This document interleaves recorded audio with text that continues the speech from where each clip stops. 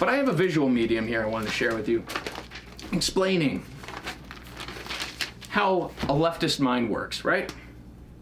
So, this has been in the news for a while now, right? The Joe Rogan controversy coming under fire at Spotify, and Brian Stelter getting out there and saying, Joe Rogan, he just wings it. Why is anybody listening to this guy instead of a reputable news agency, right? And that's because of this. What this little flower is inside the box, that is the human mind. Okay, that is the human mind. Now, when you do this right, you think outside the box. You open up this little box, you let the sun in, the flower grows. How do you do that? Again, you think outside the box.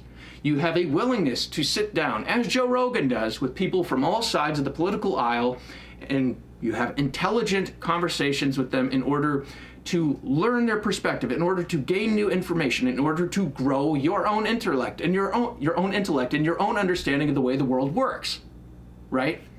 You do that. You think outside the box. You grow your mind and your ability to complex problem solve and to be able to engage in empathy and understand people a little bit more, understand the world a little bit more. But what happens if you are so glued to the way that your mind works? What if you are so glued to that which you already know that you refuse to go out, refuse to engage in conversations with anybody else, especially people who disagree with you?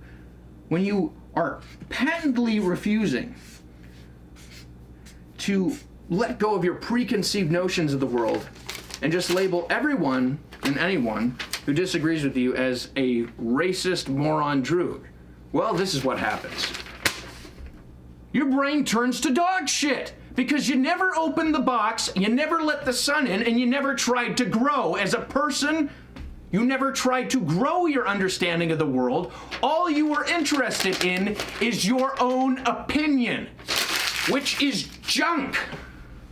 Their opinion is junk because they are incapable of putting themselves in anyone else's shoes. They are incapable of hearing facts they don't agree with. They are incapable of having rational debates and rational conversations. They are incapable of believing that anyone who doesn't agree with them, not because the person is evil and not because the person is still a good person, but they just disagree with them. They're incapable of believing that the person could disagree with them and not be racist and not be evil and not be an idiot, right? They are incapable of understanding that. They're incapable of opening that box, and their brain turns to dog shit, which is why they have morons like Don Lemon and Brian Stelter and formerly Chris Cuomo running things over at CNN. That's why. Good Lord.